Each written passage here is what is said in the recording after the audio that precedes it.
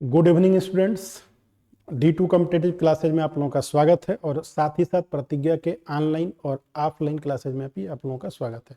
Offline class जहां से हम लोग पूरा क्लास लेते हैं और इस बार एसएससी जीडी में हम लोगों ने 27 सिलेक्शन दिया था।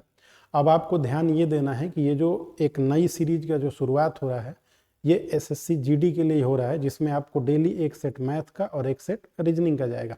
मैथ के सेट आप देखते जाइए क्वेश्चन को आराम से और हम पूरे डिटेल में इस कंसेप्ट को समझाते जाएंगे।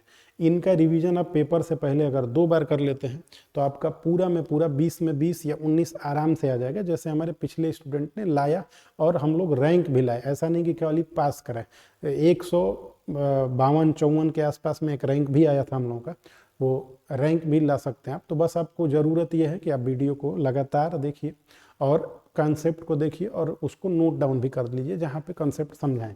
पहला क्वेश्चन हम लोगों का ये है कि ये 7 पुरुषों की आयु दिया है, औसत आयु आपको बताना है। तो औसत आयु क्या होता है? औसत आयु होता है एवरेज, औसत हम लोग निकालेंगे। औसत क्या होता है कि सभी संख्याओं का जोड़ बटा में सभी संख्या, ठीक है। एक तो ये तरीका होता है बेसिक। एक अभी आपको हम ट्रिक बताएंगे 60, उसको आप देखेंगे, वहीं से आप इसमें जोड़ना नहीं पड़ेगा आपको। तो पहले बेसिक देख लीजिए, क्योंकि इसमें कमजोर स्टूडेंट भी होंगे, तेज स्टूडेंट भी। तो तेज वाले जैसे बताएंगे यहाँ पे वो करिएगा, फिलहाल आप इसको ऐसे कर लीजिए। देखिए एवरेज आपका कितना आएगा, तो 26 plus 25 plus 21 plus 29 plus 24 plus 28 plus 22, और टोटल नंबर हो गए कितने हो गए? ये 2 2 4 2 6 1 7। तो 7 से डिवाइड कर देना है। अब ये सभी संख्याओं का जोड़ आप निकालेंगे तो देखिए यहाँ थोड़ा सा आपको स्टाइल से जोड़ लेना है। जैसे 21 और 29 जोड़ते हैं तो ये हो जाता है आपका 50, और यहाँ पे देखिए 28 और 22 जोड़ते हैं तो 50, और 26 और 24 जोड़ते हैं तो 50। 50 को बार, एक बार, 2 बार और 3 बार, 150 और ये तो 175 हो गया। और डिवाइड कर देना है 7 से, तो 7 दूनी 14 और 3 7 5 35, ये 25 आपका आंसर हो गया। तो आंसर तो हमने कर दिया। ये नंबर अगर बड़ा होता तो आपको थोड़ा सा दिक्कत होता। इसी को हम लोग कैसे करेंगे स्टार्ट में वो समझिए। आप अपने मन से कोई भी एक आंसर मान लीजिएगा। मान लेते हैं कि 24 इसका आंसर है, तो हम 24 से ये नंबर देखेंगे कितना ज़्यादा है, तो 2 ज़्यादा है तो 2 प्लस का होगा। ये कितना ज़्यादा है? 1 ज़्यादा है तो 1 प्लस का होगा। ये कितना कम है? 3 कम है तो 3 माइनस का होगा। ये कितना ज़्यादा है? 5 ज़्यादा है तो 5 प्लस का होगा। ये कितना है? कुछ नहीं है तो 0 आपको लिखना है। ये कितना ज़्यादा है? 4 तो 4 लिख लेना है। ये कितना कम है? तो माइनस का 2 लिख लेना है। अब आपको इसको जोड़ लेना है। जोड़ेंगे तो देखिए यहाँ से 3 और 2 5, 5 से कट जाएगा, और 2 1 3 और 4 7 हो जाएगा। 7 को आपको टोटल जो नंबर थे 7 से डिवाइड कर देना है। ये पॉजिटिव का 1 आ रहा है। अगर ये पॉजिटिव का 1 आया है, आपको अपने आंसर में 1 जोड़ देना है। अगर पॉजिटिव का 5 आया तो अपने आंसर में 5 जोड़ देना है। अगर निगेटिव का 3 आ गया तो आपको अपने आंसर में से 3 घटा देना है। तो इसको हम लोग ऐसे यूज करेंगे। अगर नंबर बड़ा होता है तो आप इस प्रोसेस से जाएंगे, अगर आप लगता है कि छोटा है तो आप इसी से चले जाइए, ठीक है। ये प्रैक्टिस से आपको आएगा। आप किसी भी आंसर को अपने हिसाब से मान लीजिए। अगर ये 0 आ गया, इसका मतलब ये हुआ कि आपने जो आंसर माना था वही आंसर था, कोई वेरिएशन नहीं आया। हमने यहाँ वेरिएशन देखा तो 1 का आया था, ठीक है। एक बार आप बारीकी से फिर समझिएगा इसको, ठीक है। आगे चलते हैं। आइए दूसरे क्वेश्चन पे। कह रहा है कि एक कुर्सी का अंकित मूल्य मैंने एमआरपी होता है। एमआरपी जो था वो 2000 रुपये था। अंकित मूल्य कुर्सी का कितना था? 2000 रुपये था। 20% और x% के 2 क्रमिक डिस्काउंट दिए गए, सक्सेसिव डिस्काउंट दिया गया कि उस कुर्सी कितने का हो जा रहा है? 1400। तो x का मान बताइए। देखिए आप पहला डिस्काउंट दीजिए इस पे। जब ये 2000 का कुर्सी था, आपने पहला डिस्काउंट जैसे ही दिया कितने का? 20% का। तो 20% आपने छोड़ दिया, डिस्काउंट दिया, तो कितना बचा होगा? 80% बचा होगा। तो 80% बचा हुआ है। अब ये 0 से ये 0 कट गया, मतलब ये कुर्सी हमारी 1600 की पड़ी एक डिस्काउंट के बाद। एक डिस्काउंट के बाद ये कुर्सी 1600 की पड़ी, लेकिन ये 1400 में बेच दिया। इसका मतलब एक और डिस्काउंट दिया है भाई, तो 1600 में फिर 200 छोड़ दिया। 200 फिर छोड़ दिया, कितने पे छोड़ दिया? 1600 पे छोड़ दिया। इंटू कितना करना है? 100। तो प्रतिशत छूट आपका जो हो जाएगा वो ये हो जाएगा तो आपको क्या करना है, दोनों जीरो से दोनों जीरो कटा देना है, 2 से कटाना है तो 8। 100/8 को जब आप कैलकुलेशन करेंगे तो ये 100/8 4 से कटाएंगे तो बहुत देर लगेगा आपको। ऐसे समझिए 100/8 12.5 होता है, तो 12.5% होगा। आपको ना फ्रैक्शन का एक वीडियो, प्रतिशत का एक वीडियो होगा, उसको आपको देख लेना है, वहाँ ये सारा चार्ट बताए हुए हैं। और नहीं तो आप ऐसे 100/8 को कटा लीजिएगा, 25 हो जाएगा, नीचे 2 होगा, 25/2 कितना आ जाएगा, 12.5। फ्रैक्शन का यूज करना सीखिए, आप सवालों को सेकंडों में लगा देंगे। और प्रतिशत के मेरे वीडियो में आप फ्रैक्शन जहाँ तक उसमें क्लियर आ रहा है आवाज़, वहाँ तक आप उसको देखिएगा, बहुत हेल्प मिलेगा। चलिए दूसरा क्वेश्चन देखा जाए। कह रहा है कि ए और बी दोनों 5,000 रुपये प्रति घड़ी की दर से अपनी घड़ियां बेचते हैं। मतलब 5,000 का एक भी बेचता है, वो भी 5,000 का बेचता है। ए 25% का लाभ अर्जित करता है, जबकि बी को 10% का हानि हो जाता है। ए और बी के क्रय मूल्यों का अनुपात बताइए। देखिए, एक को तो 5,000 में दोनों ने सेल किया, ये भी 5,000 में सेल किया, ठीक है, और ये दूसरा वाला भी 5,000 में सेल किया, ठीक है, दोनों ने सेल किया। एक को 25% का लाभ हुआ, मतलब उसका 100 का सामान था तो 25% ज़्यादा मिला, मतलब कितना मिला, 125। इसका मतलब ये 125 का वैल्यू है। तो 125% का वैल्यू आपको दिया हुआ है, तो आप 1% का वैल्यू निकाल लेंगे। तो 5,000 को डिवाइड करेंगे किससे, 125 से, तो ये 4 बार में जाएगा, तो ये 40 हो जाएगा। तब 100% का वैल्यू निकालेंगे, यही इसका क्या हो जाएगा, क्रय। 100% ही क्रय होता है, तो 100 से गुणा कर देंगे तो 40 पे ये 2,000, तो क्रय किया था कितने का, 4,000 का, ठीक है। दूसरा क्या बोल रहा है कि हमको घाटा हो गया था, कितने का घाटा हो गया था, 10% का घाटा हो गया। मतलब 100 का सामान था, 10 घट के कितना हो गया, 90 हो गया। तो 90 का मान आपको दिया है 5,000, क्योंकि दोनों ने कितने में बेचा था, 5,000 में, तो 90% का मान 5,000। तो हम 1% का मान निकालेंगे तो ये हो जाएगा 5,000 बटा में 90। अब हम 100 का मान निकालेंगे, 100% का, तो 5,000 बटा में 90 और गुणे कितना करना है, 100। तो ये 1 0 से कट गया, बस यही ना। तो अभी हमारे पास हो गया 5 और ये 2 0 हमारे, अब ऑलरेडी 3 0 हैं, बटा में कितना हो गया, 9। तो एक का क्रय मूल्य आ गया ये वाला। अब हमसे क्वेश्चन कहा जा रहा है कि इन दोनों में रेशियो बताइए क्रय में। तो हमारा एक क्रय आया था 4,000 रुपया और दूसरा क्रय आया था 5,000 बटा में कितना, 9। यही आया था। ये 9 इधर आ जाएगा, ये इस साइड 9 आ जाएगा, तो ये थोड़ा देखिएगा। अब ये 9 इधर आ रहा है, तो हम यहाँ से 9 को हटा दे रहे हैं ना, 9 को हटा के यहाँ मल्टीप्लाई कर देंगे इधर से 9 से। अब ये देखिए, तीनों जीरो से तीनों जीरो कट गया, तो हमारे पास ये 9 चौके कितना हो गया, 36, और ये कितना हो जाएगा, 5, कहीं गलती, अच्छा 1 मिनट, एक और जीरो था हम लोग के पास, एक और जीरो था ना, तो 3 0 से 3 0 तो कट ही गया, तो ये 36 हो गया, ये 50 हो गया ना, 9 चौके 36 और 3 0 3 50 हो गया। कटा देंगे इसको तो ये 18 हो जाएगा और ये कितना हो जाएगा, 25। तो आंसर आ गया आपका 18:25। आप इसको एक और तरीके से लगा सकते हैं। तो हम कोशिश कर रहे हैं आपको कि छोटा छोटा ही बात समझाएं, ज़्यादा अभी डिटेल में नहीं जाना है। हम लोग उधर से आपको हो सकता है समझ में ना आए, एक लाभ पे बेच रहा है, खानी पे बेच रहा है, तो थोड़ा दिक्कत करे आपको। तो फिलहाल आप इस तरह समझिए, ये भी बेस ठीक है, कोई दिक्कत है नहीं इसमें, ठीक है। आइए अगला क्वेश्चन देखा जाए। कह रहे कि दो रेलगाड़ियां समान चाल से विपरीत दिशा में चल रही हैं। यदि प्रत्येक रेलगाड़ी की लंबाई 320 मीटर है और वे 18 सेकंड में एक दूसरे को पार करती हैं, तो प्रत्येक रेलगाड़ी की चाल कितनी है। देखिए, आपको देखना रहेगा कि चाल कैसा है, विपरीत दिशा में है। तो जब भी चाल विपरीत दिशा में होगा तब क्या होगा, वो थोड़ा समझ लेना है। और चाल कभी एक ही दिशा में होगा तो क्या होगा, वो थोड़ा समझ लेना है। तो चाल कभी भी विपरीत दिशा में होगा ऐसे करके, तो ये चाल जुटता है, क्योंकि आप भी 20 किलोमीटर से चले, ये 30 से चला, तो 20 और 30 कितना हो गया, 50। तो चाल जुटता है। इसका मतलब जब भी दोनों विपरीत दिशा में होगा, तो विपरीत दिशा के लिए आप क्या करेंगे, विपरीत दिशा के लिए चाल को आप छोड़ देंगे ना, चाल को क्या करेंगे, प्लस कर देंगे विपरीत दिशा के लिए। अब इधर के लिए क्या होगा, माइनस। क्यों माइनस होगा, आप चले 50, ये चला 40, तो 50 में से 40 गया, 10 ही का तो डिफरेंस रहा। तो विपरीत दिशा मतलब एक ही दिशा जब होगा तो इसके लिए आप क्या कर देंगे, माइनस कर देंगे। तो ये एक समान दिशा हो जाएगा।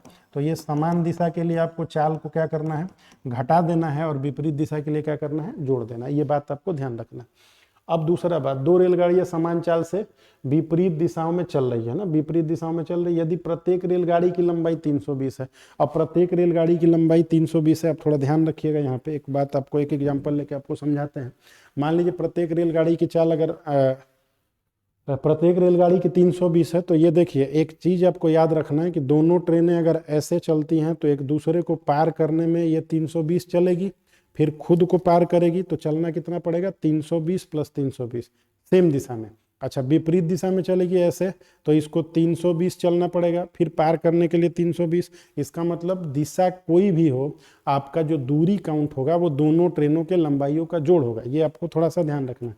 क्या ध्यान रखना है कि जब भी ट्रेन एक दिशा में चले तो दोनों का दूरी दोनों की लंबाई जुटेगा, चाहे विपरीत दिशा में चले दोनों का लंबाई जुटेगा। चाल घटेगा और बढ़ेगा वो अलग चीज़ है, चाल बढ़ेगा घटेगा, लेकिन कभी भी जो दूरी का बात आएगा, दूरी दोनों ही केस में आपको क्या होगा, जुटेगा। ये इधर से भी आए तब भी जुटेगा, इधर से आए तब भी जुटेगा। अब एक लाइन का ये सवाल रह गया। सवाल क्या है कि प्रत्येक रेलगाड़ी की चाल बताइए। आपसे क्या पूछा जा रहा है, चाल। चाल बराबर क्या होता है, दूरी बटा समय। चाल बराबर होता है दूरी बटा समय। अभी हमने क्या बताया कि दूरी जुटेगा, तो एक ट्रेन की लंबाई 320 थी, दूसरे की भी 320 थी, और बटा में चाल बराबर दूरी बटा समय। समय कितना लगा था, 18 सेकेंड। तो ये हो गया आपका 18 सेकेंड, एक दूसरे को 18 सेकेंड में पार कर दिए। तो आप इसको जोड़ लेंगे तो ये हो जाएगा 640 बटा में 18। अब ये आपको किस में आ गया, ये ऊपर वाला तो मीटर में था और नीचे वाला सेकंड में था, तो ये चाल किस में आ गया है, मीटर पर सेकंड में। मीटर पर सेकंड को तो आंसर तो किलोमीटर पर आवर में है। तो एक बात और आप जानते होंगे कि मीटर पर सेकंड को कभी भी किलोमीटर पर आवर में चेंज करना होता है तो हमको 18/5 से गुणा करना होता है ना।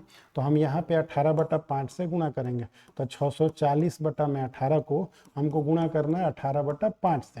तो ये 18 से 18 कट गया, 5 से कटाएंगे, 5 एकम में 5, 5 दूनी 10, ये 5 एकम में 5 और 1 गया 5 दूनी 10 और 5 8 है 40। ये कितना आ गया है, 128। 128 ना, 5 एकम में 5 और 1 गया तो 5 दूनी 10 और 5 8 है 40, 128 आ गया। अब ये बताइए, जब बोल रहा है ये कि समान चाल से विपरीत दिशा में चल रही है, तो समान चाल से विपरीत चल रही है मतलब जितना इसका चाल है उतना इसका चाल है, तो ये दोनों का चाल तो जुटा हुआ आया है। इसका मतलब ये जो चाल था हमारा कैसा आया था, जुटा हुआ। तो ये जुटा हुआ चाल है, इसका भी अगर x होगा तो इसका भी x होगा। इसका मतलब 2x का जो वैल्यू है हमारे पास 128 है, तो x का वैल्यू कितना हो जाएगा, 2 छक्के 12 4, तो कितना हो जाएगा 64 किलोमीटर पर आवर। तो ये आपका आंसर हुआ 3 नंबर का। ठीक है, आप बार बार वीडियो को देखिएगा, ठीक है, सारे कंसेप्ट आपको एकदम क्रिस्टल क्लियर होंगे। ठीक है, आ जाइए अगले क्वेश्चन पे। कह रहा है कि 7200 रुपए को पी क्यू आर के बीच में क्रमशः 1/2 संबंधे 4 संबंधे 3/2 के अनुपात में बांटा जाता है आर का हिस्सा। बहुत ही आसान क्वेश्चन, 1/2 संबंधे 4 संबंधे 3/2। ऐसे केस में आपको क्या करना रहता है, लॉसा लेना रहता है। तो इसका मान लीजिए कि 1 है, कुछ नहीं होता तो 1 ही मान लिया जाता है। दोनों का लॉसा कितना हो जाएगा, 2। 2 हो जाएगा तो 2 से 2 कट जाएगा, 1 हो जाएगा, 1 से तो 8 हो जाएगा और 2 से 2 कट जाएगा 3। तो ये रेशियो जो आ जाता है एलसीएम लेने के बाद, तो ये नीचे वाला छोड़ दिया जाता है, क्योंकि रेशियो में किसी चीज़ से भाग करने और किसी चीज़ से गुणा करने पे कोई परिवर्तन नहीं होता है। तो फाइनल रेशियो जो बना 1:8:3 बना। इसका मतलब अगर P को 1 रुपया मिलेगा तो इसको R को 8 रुपया, इसको 3 रुपया, तो PQR को इतना इतना मिलेगा। इसका मतलब इन तीनों को जोड़ेंगे तो 8 3 11 12 होगा, और यहाँ पे सम करने के बाद 12 रुपया मिलता है, लेकिन यहाँ पे सम करने के बाद 72 रुपया मिलता, 7200 मिलता है, तो ये 7200 के बराबर है। ठीक है, अब 1 का मान निकालेंगे तो 12 से भाग देंगे तो 1 का वैल्यू 600। अब 1 यूनिट का वैल्यू जब 600 आ गया, आपसे पूछ रहा है कि आर का हिस्सा बताइए। आर का हिस्सा कितना है, 3 है, तो आर का हिस्सा 3 है, इसका मतलब 3 × 600, तो 36 1800 रुपया हो गया। तो ये आपका आंसर हो गया 1800 रुपया। ये रेशियो का बेसिक क्वेश्चन है, थोड़ा सा आपको ध्यान देना है बस, तो आराम से आप कर पाएंगे। चलिए आगे देखा जाए।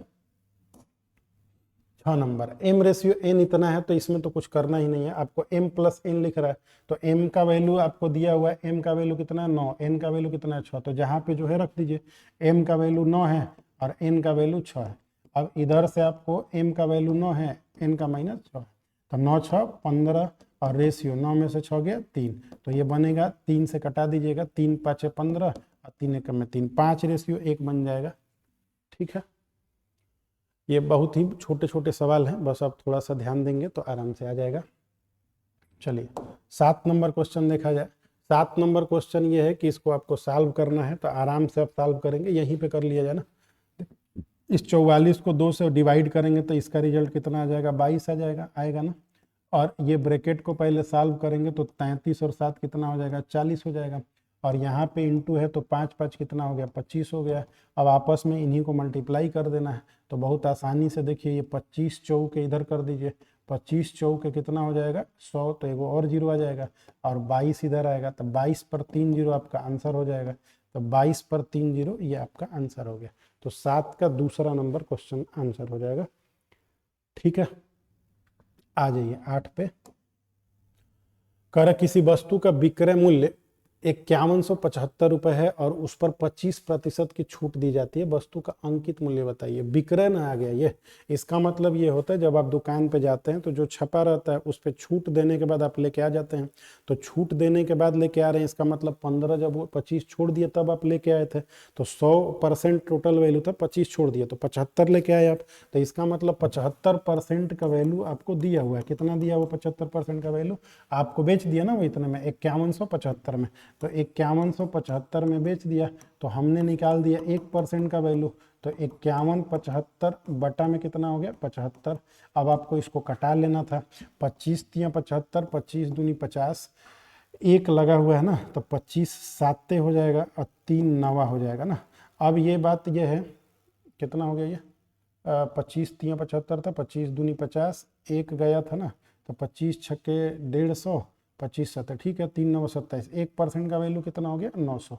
तो अभी आपसे पूछ रहा है कि बताइए 100% कितना हो जाएगा। जब ये 25% छोड़ के इतना में वस्तु का अंकित मूल्य बताना है आपको।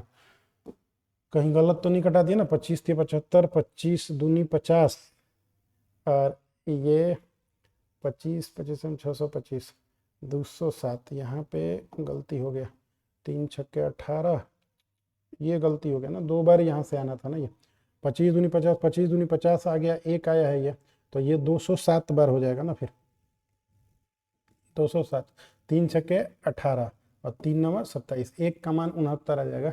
तो 100% का मान जब आप निकालेंगे तो 6900 हो जाएगा। तो 100% माने 69,000 आपका ये वैल्यू हो जाएगा। तो 69,000 हो जाएगा, 8 नंबर का 2 नंबर हो जाएगा। ठीक है, चलिए आगे देख लीजिए। 9 नंबर, यदि एक आयत की लंबाई को 14.28% वृद्धि कर दिया जाए तो क्षेत्रफल को अपरिवर्तित रखने के लिए इसकी चौड़ाई को कितने % घटाई जानी चाहिए। तो आपको कुछ नहीं करना है, इसका जो फ्रैक्शन वैल्यू होता है 14.28 का जो फ्रैक्शन वैल्यू निकालेंगे तो इसको ऐसे लिखा जाता है 14/2/7%। अब 14/2/7% को ठीक करेंगे तो 14×98 और 2 100, 100/7% होता है, तो परसेंट के लिए क्या लिखते हैं 100। तो 100 से 100 कट जाता है तो क्या हो जाता है 1/7। तो इसका जो फ्रैक्शन वैल्यू है वो 1/7 है। फिर से आप समझ लीजिए कैसे हुआ है, 14×98 और 2 100, 100/7। प्रतिशत के लिए कितना 100, 100 से 100 कट गया, 1/7 है। इसका मतलब वृद्धि किया जा रहा है। तो पहले कोई वैल्यू 7 था, उस 7 को हमने 1 बढ़ा दिया, 7 में जब 1 बढ़ाया तो वो 7 1 बढ़ के कितना हो गया 8।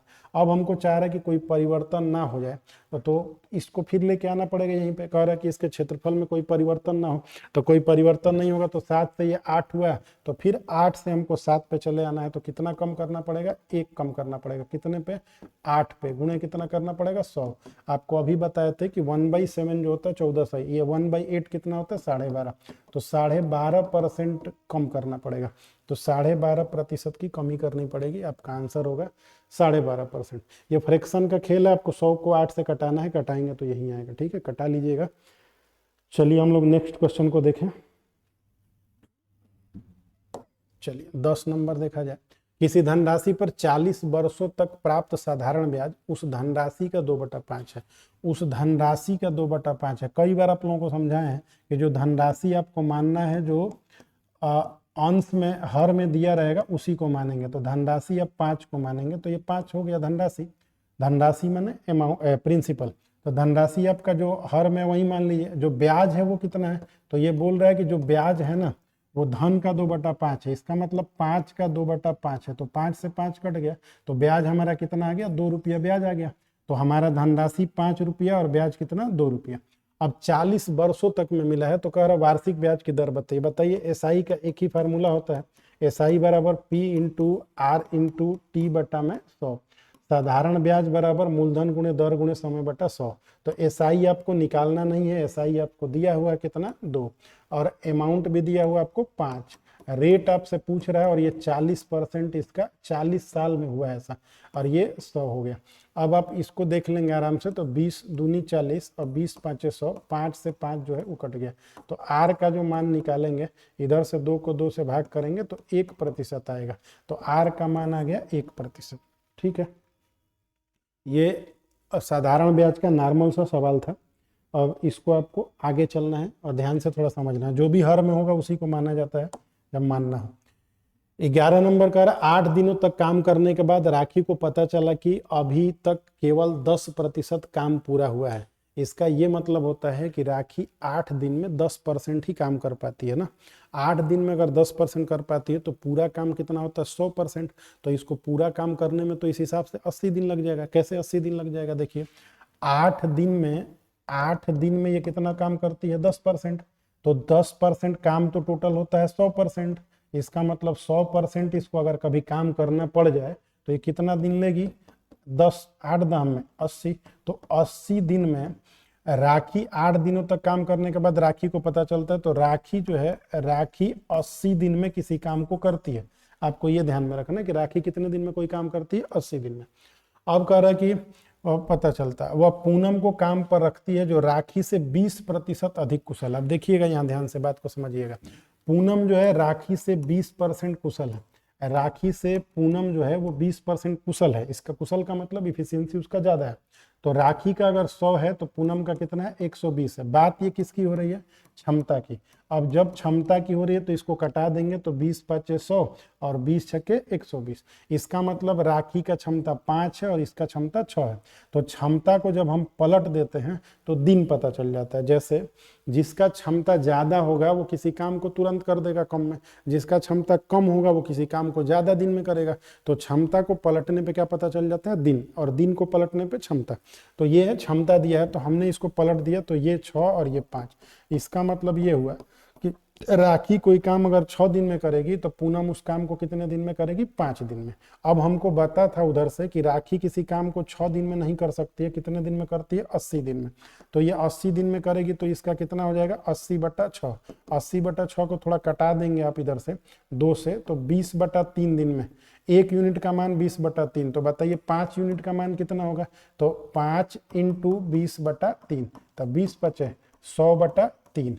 अब आपको ठीक से थोड़ा सा बात को समझना है। सवाल थोड़ा सा टेक्निकली घुमाया गया है, फिर से हम आपको कोशिश करते हैं समझाने का। राखी किसी काम को कितने दिन में करती है, 80 दिन में, और पूनम उसी काम को कितने दिन में करती है, 100/3 दिन में करेगी ना। कहाँ से, तो हमने वो पूनम का वहाँ, राखी का वहाँ से निकाला था। अब क्वेश्चन ये है आपका कि शेष काम को पूरा करने में उन्हें कितने दिन और लगेंगे। शेष काम को पूरा करने में कितना काम हो जा रहा है, 10% तो काम हो जा रहा है, बचा कितना, 90%। तो देखिए 2 चीज हम लोगों को मिल चुका है। अब ये 2 चीज, ये देखिए थोड़ा सा ध्यान से, इसको हम शार्ट करते हैं, थोड़ा सा इसको छोटा करते हैं ताकि हम लोग ठीक से नीचे लगा पाएंगे। अब आप ऐसे समझिए कि ये किसी काम को करने के लिए कहा जा रहा है राखी को काम करने के लिए कहा जा रहा है, तो ये 80 दिन ले रही है। पूनम को कहा जाएगा तो वो कितना दिन लेती है, पूनम लेती है 100/3 दिन। अब आपको इनका एलसीएम लेना होता है। एलसीएम कितना होगा जो इन दोनों से कट जाए, तो आप कहेंगे कि अगर हम 400 ले लें तो काम हो जाएगा कि नहीं, 400 ले लेंगे तो काम हो जाएगा। 8 से भी कट गया, 100 से भी कट गया, तो इससे 8 से डिवाइड करते हैं तो 80 से डिवाइड करेंगे तो 80 से डिवाइड करेंगे तो 5 बार जाएगा ना। इसको डिवाइड करेंगे तो 100/3, 3 ऊपर गया, 0 से 0 कट गया, 4 3 12। इसको थोड़ा ध्यान से देखिएगा, आप देखेंगे तो क्लियर समझ में आ जाएगा। 400 को आप एक बार डिवाइड करते हैं किससे, 80 से।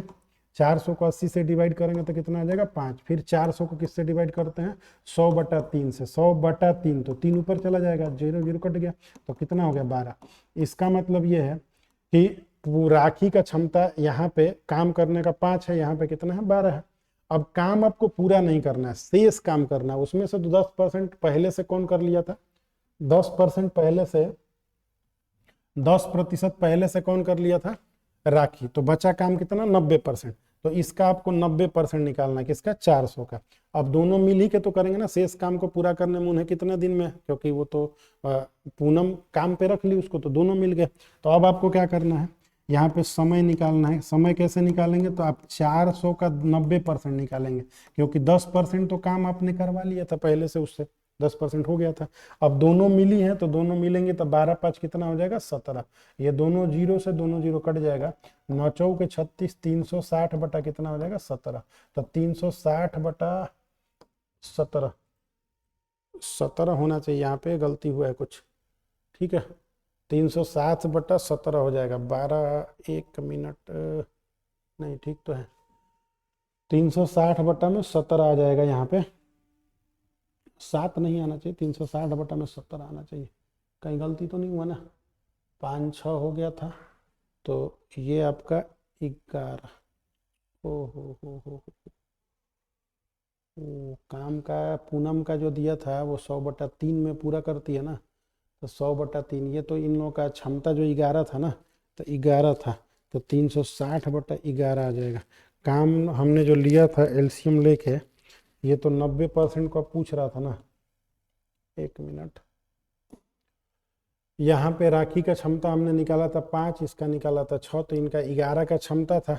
यहाँ से हमने क्या निकाला था, काम में से खत्म हो गया था कितना, 10%। तो काम 400 था, इसमें से 10% खत्म हो गया तो 90% बचा। और ये दोनों मिली थी तो इनका क्षमता हमने 5 6 11 निकाला था, तो ये दोनों से दोनों कट गया, तो 360 बटा कितना आ गया है, 11। क्षमता तो इधर निकला था, काम हम यहाँ निकाले हैं, ठीक है। काम इसके बाद निकाल के ये लगा दिया। शेष काम को पूरा करने में उन्हें कितने दिन और लगेंगे, तो 360/11। देख लीजिए कहीं मिस्टेक तो नहीं हुआ है ना। चलिए 12 नंबर देखा जाए। चलिए 12 नंबर क्वेश्चन को देखेंगे।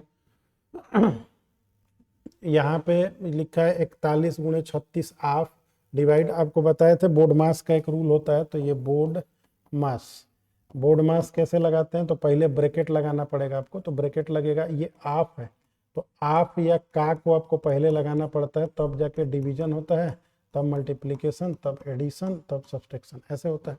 तो पहले आपको आफ को करना पड़ेगा ना, तो देखिए पहले तो आप ब्रैकेट के अंदर इसको कर लीजिए, तो ये आप ही को पहले करेंगे, डिवाइड को नहीं करेंगे, क्योंकि रूल यही कहता है आपको करेंगे। तो इसको हम लोग कर ले पहले, तो देखिए 96 में पहले 2 से गुणा हो जाएगा, तो 96 × 2 एक तरह से हो गया, और डिवाइड करना आपको 24 से, तो 24 चौके 96, 4 दूनी 8, तो यहाँ इस ब्रैकेट के अंदर का वैल्यू कितना हो गया, 8 हो गया। अब यहाँ पे हम लिख रहे हैं, थोड़ा इसको देखिएगा, 41 गुणे, ये यहाँ पे ये बड़ा ब्रैकेट है मझला वाला, ये 36 आफ लिखा हुआ है 4, और भागा जो ब्रैकेट में आया था हम लोगों का वैल्यू वो कितना आया था, 8। हमने इसको सॉल्व कर दिया ब्रैकेट को, पहले ब्रैकेट को सॉल्व करना रहता है, ब्रैकेट में भी पहले किसको, छोटे वाले को, फिर ये मझले वाले को, फिर ये बड़े वाले को, ऐसे सॉल्व करना होता है। अब आ जाइए यहाँ पे 36 आफ, तो पहले भाग है पहले आफ, तो ये करना पड़ेगा। इसका मतलब ये हुआ, ये मझले वाले में 36 × 4 और डिवाइड करना पड़ेगा आपको 8 से, ठीक है। तो ये वाला आपका छोटा मझला वाला हो जाएगा, और ये मल्टीप्लाई है 41 से, और ये आपका बड़ा वाला हो जाएगा, ठीक है। इसको कटा दीजिए, 4 एकम में 4, 4 दूनी 8, 2 से कटाएंगे तो कितना हो जाएगा, 18। तो ये हो गया आपका 41 × 18, तो 8 एकम में 8, तो एक ही किनारे 8 दिख रहा है, तो ये आंसर हो गया। बाकी आपको 18 एकम 18, 1 18 चौके 72, 1 73, ये पूरा करने का जरूरत नहीं है, किनारे आप देख लिया करेंगे तो आराम से लगा लेंगे, ठीक है। तो 12 नंबर क्वेश्चन ये था, ठीक है। आइए 13 नंबर देखा जाए। बैटरी थोड़ा सा कम हो गया है इसमें, चलिए कोई नहीं। चक्रवृद्धि ब्याज वार्षिक रूप से संयोजित पर रखी गई एक धनराशि 10 वर्षों में स्वयं की 2 गुनी हो जाती है, वह समय ज्ञात कीजिए जिसमें धनराशि स्वयं की 4 गुनी हो जाएगी, ठीक है। 10 वर्षों में 2 गुनी हो जाती है। एक ये फार्मूला आप याद रखिएगा, शॉर्ट ट्रिक, ये x रहेगा, ये y रहेगा, ये 1/T1 याद रखिएगा, 1/T2, ये गुनी वाले का तरीका होता है, ठीक है। और ये नोट करके आपको कहीं रख लेना है कि जब चक्रवृद्धि ब्याज कंपाउंड इंटरेस्ट का हो, और यहाँ x क्या है, गुना, और y क्या है, गुना, ठीक है। T1 पहला वाला टाइम, T2 दूसरा वाला टाइम। ये सवाल क्या बोल रहा है कि चक्रवृद्धि ब्याज पे संयोजित हुआ है एक धनराशि 10 वर्षों में स्वयं की 2 गुनी हो गई है, 10 वर्षों में 2 गुनी, तो ये 2 हम यहाँ रख रहे हैं ना, 2, और 10 वर्षों में तो 1/10, यहाँ पे दूसरा बराबर रखेंगे। कह रहा है कि 4 गुनी कितने वर्षों में हो जाएगी, तो ये 4 है, 1/T2। अब आपको क्या करना रहता है ऐसे सवालों में, बेस को सेम कर देना रहता है, तो बेस आपका सेम हो गया, यहाँ 2 हो गया, तो ऊपर 2, 2 दूनी के 4, ऐसे 2 होता है 2 ना, और 1/T2 होता है। अब मल्टीप्लाई कभी होता है तो नीचे नहीं होता, ऊपर होता है, तो इसका मतलब 1/10 और ऊपर मल्टीप्लाई करेंगे तो 2/T2 ऐसा हो जाएगा। इधर तिरछा गुणा होगा, इधर तिरछा गुणा होगा, तो T2 का मान कितना हो जाएगा, 20 हो जाएगा। तो ये आंसर आपका कितना हो गया, 20 बरस। ठीक है, वो नोट डाउन करके आप रख लेंगे और इसको आप देख लीजिएगा। चलिए अगले क्वेश्चन पे चला जाए, 14 नंबर पे। 44 आम, 121 केले और 11 सेब हैं। उन्हें कई पंक्तियों में इस प्रकार व्यवस्थित करना है कि प्रत्येक पंक्ति में समान संख्या में फल हो और प्रत्येक पंक्ति में एक प्रकार का फल हो। पंक्तियों की न्यूनतम संख्या बताइए। देखिए ऐसे क्वेश्चन में आपको क्या करना पड़ता है, जब बोल रहा है कि प्रत्येक प्रकार में व्यवस्थित करना है, प्रत्येक पंक्ति में समान संख्या में हो और न्यूनतम कब आएगा, तो थोड़ा आपको समझना है इस बात को। देखिए ऐसे सवालों का मौसा लिया जाता है। मौसा क्यों लिया जाता है, मौसा एक हाईएस्ट कॉमन फैक्टर होता है। जैसे एक कोई चीज़ 30 है, 45 है, 30 है, ये 30 है मान लीजिए, और ये वाला 40 है, ये वाला 50 है, तो आप बड़ा फैक्टर कौन कॉमन लेंगे, 10 कॉमन लेंगे, 10 10 10 दोनों में से, तो 10 3 30, 3 ही बचा। तो ज़्यादा फैक्टर लेंगे तो वैल्यू कम आएगा। 5 भी आ रहा है दोनों में कॉमन, 5 लेंगे तो 5 6 30, 6 बच जा रहा है। बात आ रहा समझ में। ये अगर हम ऐसे समझे 30 40 50, तो मौसा इसका लेंगे तो 10 आ जाएगा। तो 10 से ये 3 बार में डिवाइड हो रहा है, ये 4 बार में, ये 5 बार में, तो ये छोटा वैल्यू आ रहा है। अगर आप छोटा वैल्यू ले लेंगे, अगर मान लीजिए ये तो कटने के लिए और भी कट रहा है, 2 से भी कट रहा है, 2 से कटाएंगे तो 15 आ जाएगा, 2 से कटाएंगे 20 आ जाएगा, 2 से कटाएंगे 25 आ जाएगा, तो ये बड़ा वैल्यू आ गया। तो आपको क्या करना है, ऐसे केस में हमेशा मौसा लिया जाता है। अब मौसा किसका लिया जाता है, तो मौसा आपके पास ये हो गया 44 का, 121 का और 11 का। तो मौसा लेंगे तो मौसा कितना आएगा, 11 ही आ जाएगा। अब पूछ रहा है कि समांतर पंक्तियों में पंक्तियों की न्यूनतम संख्या कितनी है, टोटल पंक्ति कितने बनेंगे। तो अगर एक 44 का आप सजा सजा के रखेंगे तो 4 पंक्ति आपको इसमें बनाना पड़ेगा। 11 का रखेंगे तो 121 11 का रखना पड़ेगा यहाँ एक बार। तो टोटल हुआ 4 + 11 + 1, तो कितना हो जाएगा, 4 11 15 और 1 16। तो 16 इस सवाल का आंसर हो जाएगा। ठीक है, अगले क्वेश्चन पे आ जाइए। एक वर्ष में सपना का औसत मासिक व्यय वर्ष के प्रथम 3 महीनों के लिए 1100 रुपये है। 3 महीनों के लिए 1100 रुपये है। तो देखिए कभी भी आपको औसत निकालना होता है तो औसत क्या होता है, जैसे 3 महीने का 1100 आ रहा है, तो 1100 एवरेज है कितने का, 3 महीने का। तो आपको कभी योग निकालना होता है तो योग कैसे निकालता है, अच्छा औसत क्या होता है, सुनिए इसको थोड़ा देख लीजिए। औसत क्या होता है, अभी बताए थे आपको पहले ही सवाल में, औसत होता है योग बटा में क्या, संख्या, कितनी संख्या है। अब हमको औसत दिया हुआ है, औसत कितना है, 1100 रुपये, 3 महीने का 1100 रुपया है। तो यहाँ पे हम 11 लिखेंगे और यहाँ पे योग निकालना होगा और बटा में संख्या कितना है, 3 महीना, 3 महीना, तो इधर गुणा करेंगे 3300 आ जाएगा। तो जोड़ कितना आएगा, 3300। तो आपको क्या ध्यान रखना है, ये वाला याद रख लेना, ये बगल में हम जो लिख रहे हैं, कभी भी आपको योग निकालना होगा तो योग जो होता है वो क्या हो जाएगा, औसत गुणे संख्या। औसत गुणे क्या होता है, संख्या। तो योग आराम से निकल जाएगा, योग औसत बराबर क्या होता है, योग बटा संख्या। ज्यादातर कंपटीशन में इसका यूज होता है ना, योग बराबर क्या होगा, औसत गुणे संख्या। अब हम क्या कर रहे हैं, एक वर्ष में सपना का औसत मासिक व्यय, व्यय माने खर्चा, वर्ष के प्रथम 3 महीने के लिए 1100 है। इसका मतलब हम 3 महीने का योग निकाल लें। पहले हम योग निकालेंगे कौन महीने का, 3 महीने का। योग क्या बताएं अभी आपको, औसत गुणे संख्या। औसत कितना आपके पास, 1100 गुणे 3, ये 3 महीने का आ गया। आगे कह रहा है कि अगले 5 महीने के लिए 1000 रुपया है, तो अगले 5 महीनों का आप योग निकाल लीजिए। तब 5 महीने का योग निकालेंगे कितना है, 1000। तो 1000 में आपको डिवाइड करना पड़ेगा 5 से। फिर अगला 3 और 5 महीना हो गया और अंतिम 4 महीना, तो 3 और 5 8 और अगला बचा 4। तो योग फिर आपको निकाल लेना है 4 महीने का, ये कितना हो जाएगा, 1200 रुपया ना। तो इसका मतलब 1200 गुणे 4, तो आपने देखा टोटल, तो ये 3300 और ये 5000 और 12 चौके 4800, 3300 + 5000 और प्लस 4800। आपने इस पूरे को जोड़ के देखा तो 2 जीरो तो सबके किनारे है ही है। 8 ये इधर 8 और 3 11 का 1, फिर आपको 1 लगा हुआ है, 4 1 5 5 10 और 10 और 3 13, तो 13100 रुपया हो रहा है कुल ना। 5 4 9 3 12000, अब 12 4 5 9 3 12000 और 8 3 1100, तो 13100 रुपया उसका टोटल व्यय आ रहा है पूरे साल भर का। अब ये क्या बोल रहा है, यदि कुल वार्षिक बचत, तो वार्षिक बचत इसका 1300 है। तो इसका मतलब यह है कि हमने अपने जीवन में खर्चा किया, एक साल में कितना खर्चा किया, रुकिए इसको ठीक से लिख दें। 13,100 हमने व्यय किया 1 साल में, और बचाया कितना है देखिए, तो बचाया कितना है 1,300 रुपये। तो 1,300 रुपये हमने बचाया है।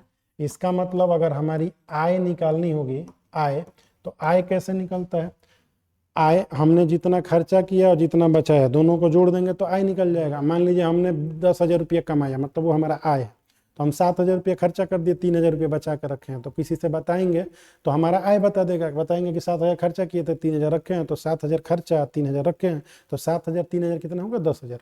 तो आय क्या होता है, बचत और व्यय का जोड़ होता है ना, बचत और व्यय का जोड़ होता है।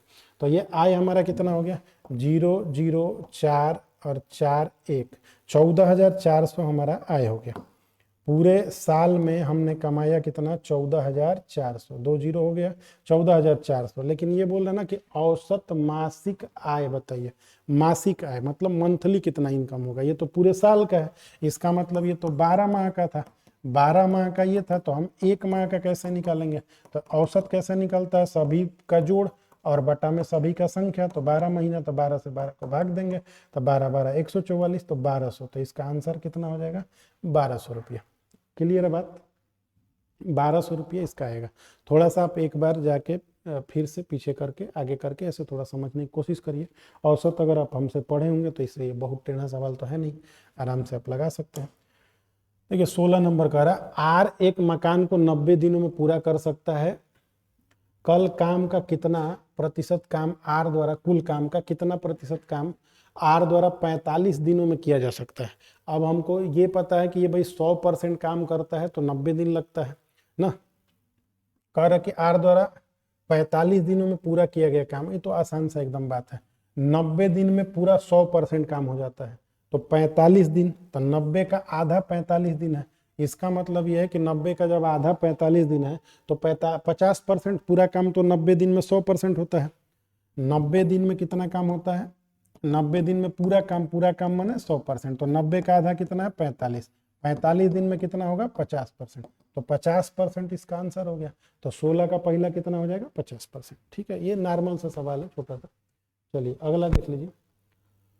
कह रहे कि रोहित जो है 2320 रुपए में एक पुराना बल्ला खरीदता है और उसकी मरम्मत पे 180 रुपया खर्चा करता है। यदि वह इसे 2400 रुपये में बेचता है तो उसको हानि प्रतिशत बताए। खुद बता रहा है कि हानि हो गया, मतलब आपने कोई बल्ला 2320 रुपये में खरीद के लाया, 180 रुपया उसके मरम्मत पे लगाया, तो इसका मतलब ये आप खर्चा ही कर रहे हैं। तो खर्चा कर रहे हैं मतलब उसको खरीदने में ही तो लगा 180 रुपया, तो ये क्रय इसी को बोलते हैं ना। ये मरम्मत जो भी आप करके ले जाएंगे, मान लीजिए 2320 रुपये का बल्ला लेके आए थे, कुछ जगह खराब था तो उसको सटाने के लिए या बनाने के लिए 180 रुपये और खर्चा कर दिए, मतलब टोटल बल्ला आपको कितने का पड़ा, तो टोटल बल्ला आपको पड़ा 0 8 2 10 का 0 3 1 4 और 1 5, ये 2500 का पड़ा। और ये 2500 का खरीद के आपने कितने में बेच दिया, 2400 में बेच दिया। तो 2400 में अगर विक्रय कर देते हैं तो आपको तो घाटा लग गया। कितने का घाटा लग गया, 100 रुपया का, 100 रुपया का घाटा लगा। किस पे लगा, 2500 पे। तो 2500 पे घाटा लग गया, तो प्रतिशत जो हानि होता है, प्रतिशत हानि, हानि बटा क्रय इंटू 100। हमेशा लाभ या हानि किस पे होता है, क्रय पे। तो दोनों, ये क्रय किया था, दोनों जीरो से ये दोनों जीरो कट गया, 25 चौके 100, 4% का इसको क्या हो जाएगा, हानि हो जाएगा। तो रोहित को 4% की हानि हो गई। ठीक है, आइए अगला क्वेश्चन देखा जाए, 18 नंबर। 18 नंबर क्वेश्चन ये है कि एक विद्यार्थी ने एक परीक्षा में 75% अंक प्राप्त किए और उसे 60% अंक प्राप्त करने वाले दूसरे विद्यार्थी के अंक से 30 अंक अधिक मिले। इसका मतलब जो पहला वाला विद्यार्थी है वो 75% अंक पाता है और दूसरा वाला जो विद्यार्थी है वो 60% अंक पाता है। तो ये बताइए प्रतिशत में कितना ज़्यादा पाया, तो 60 15% ज़्यादा पाया। अच्छा, नंबर में कितना ज़्यादा पाया, तो नंबर में कह रहा है कि 30 अंक अधिक पाया। इसका मतलब ये 15% ही 30 अंक के बराबर है। तो हमको 1% का वैल्यू निकालना होता है, तो 30 बटा कितना हो गया 15, तो कितना हो गया 2। और जब हम 100% का वैल्यू निकालते हैं तो टोटल अंक आ जाता है। तो टोटल अंक कितना आ जाएगा, परीक्षा का अधिकतम अंक 200। तो 200 इस परीक्षा का अधिकतम अंक है। ठीक है, चलिए अब आपको ये देखना है, मान ज्ञात करना है इसका। तो ये आसान सा फिर से बोर्ड मास का क्वेश्चन है। बोर्ड मास आप थोड़ा सा ध्यान से देखेंगे तो आराम से आ जाएगा। पहले आपको वहीं बाई प्रोसेस सॉल्व करना है। पहले आप ब्रैकेट को सॉल्व करेंगे, उस ब्रैकेट में भी पहले आप देखेंगे ऑफ है कि भाग है, यही बोर्ड मास आपको याद रखना है ना। बोर्ड मास आपको याद रखना है, पहले ब्रैकेट को सॉल्व करना है, फिर ऑफ को मतलब का को सॉल्व करना है, तब जाके डिवीजन, मल्टीप्लिकेशन, एडिशन और सब्सट्रैक्शन होगा। ठीक है, तो देख लीजिए यहाँ पे सॉल्व कर दें हम लोग इसको। तो पहले ये ब्रैकेट हमारा है, ब्रैकेट को सॉल्व करें, तो इसको हम इससे डिवाइड करेंगे तो कौ बार जाएगा, 3 बार जाएगा ना, 3 बार। तो 3 बार डिवाइड करेंगे तो इसका मतलब 175 इंटू 3 अब प्लस 5, तो हमको इसको सॉल्व करना पड़ेगा। तो इसको हम लोग यहाँ सॉल्व कर लें, इस साइड ला के थोड़ा देखिए, 3 पचे 15 का 5 हो गया, 3 पचे 15 का 5, 1, 3 सत्ते 21 और 1 22, फिर लगा 2, 3 एकम में 3, 2 5, तब 525 हो गया। अब पहले से वो 5 सॉरी 25 नहीं, पहले से वहाँ पे 5 था हमारा, तो 5 हम पहले से जोड़ दिए, तो ये हमारा कितना हो गया, ये वाला वैल्यू 525, 5 30 हो गया। लेकिन इसमें गुणा करना फिर किससे, उसके बाहर वाले से, ब्रैकेट को तोड़ के 20 से, तब 20 से गुणा कर दिए। फिर जब हम फाइनली बाहर निकलेंगे तो हमको डिवाइड भी करना किससे, 2 से, तो हम डिवाइड ही कर देते हैं यहीं पे आराम से। ये हो गया, क्यों 2 बार हम गुणा भाग करेंगे, तो ये डिवाइड कर देते हैं 2 से, 2 से 2 कट जाएगा, तो 53 पे 2 जीरो आ जाएगा, तो 53 पे 2 जीरो, ये आपका आंसर हो जाएगा 19 का। ये कुछ है नहीं, आप आराम से लगा लेंगे, बस प्रोसेस आपको फॉलो करना है कि पहले छोटे ब्रैकेट को करना है, पहले ब्रैकेट में भी नंबर किसका, छोटे का, फिर किसका, मझोले वाले का, फिर किसका, बड़े वाले का। तो पहले हमने छोटे वाले को किया, फिर मझोले वाले को किया, बड़ा तो था नहीं तो नहीं किया। चलिए 20 नंबर क्वेश्चन देखिए, एक परीक्षा में उपस्थित होने वाले विद्यार्थियों की कुल संख्या में से 93% विद्यार्थी उत्तीर्ण हुए। तो ठीक है, 93% जब उत्तीर्ण हो गए तो बढ़िया बात है, ये तो 93% पास हो गए, पास माने उत्तीर्ण होता है। तो फिर फेल कितने हो गए होंगे, तो 100 में से 7% तो फेल हो गए होंगे। पास होने वाले अगर 93% है तो फेल होने वाले 7%। और सवाल में दिया है कि 93% विद्यार्थी उत्तीर्ण हुए और 9275 विद्यार्थी अनुत्तीर्ण। अनुत्तीर्ण माने फेल, इसको बोलते हैं उत्तीर्ण, इसको बोलते हैं उत्तीर्ण। ठीक है, और ये क्या होता है, अनुत्तीर्ण। ठीक है, ये थोड़ा हिंदी हिंदी देखते रहिएगा आप, पास फेल का बात है ये। तो ये हो गया। अब ये बोल रहा है कि ये बताइए कि परीक्षा में उपस्थित होने वाले विद्यार्थियों की कुल संख्या कितनी है। तो हम तो पहले जो दिया है वो काम करेंगे, 93 पास है और 7 अनुत्तीर्ण है। यहाँ 93 पास है, अनुत्तीर्ण का नंबर दिया हुआ है, तो 7 का मान दिया है आपको, 7 का मान क्या दिया है, 7 का मान आपको दिया है 92 और ये 75। तो आप 1 का मान निकाल लीजिएगा, 1 का, तो 7 से भाग देना पड़ेगा, तो भाग दे लेंगे, 9 2 7, 5 को हम 7 से डिवाइड कर लेंगे, तो 7 एकम में 7, 2 गया है 7 तरीके 21, 1 गया है 7 दूनी 14, 3 गया है 7 पचे 35, 1 यूनिट का मान ये आ गया। हमसे पूछा ना कि विद्यार्थियों की कुल संख्या कितनी है, कुल संख्या माने टोटल। तो परीक्षा में उपस्थित, तो टोटल तो 100% होता है, तो 100% कैसे निकलेगा, तो 1 का मान जब ये है तो 13 2 5 करके 2 जीरो लगा देना है, 13 2 5 करके 13 2 5 2 जीरो, तो 3 नंबर इसका आंसर हो जाएगा। तो ये प्रैक्टिस सेट आपको कैसा लगा आप कमेंट करके बताते रहिए, और जो भी आपको चाहिए उसको आप कमेंट में बोलिए, जो सुधार करना हो उसको बोलिए, स्पीड ठीक है कि कैसा है वो भी बता सकते हैं आप, कोई भी सजेशन हो तो आप दे सकते हैं। फिलहाल अब आज इतना रहने दिया जाए, आज के लिए धन्यवाद।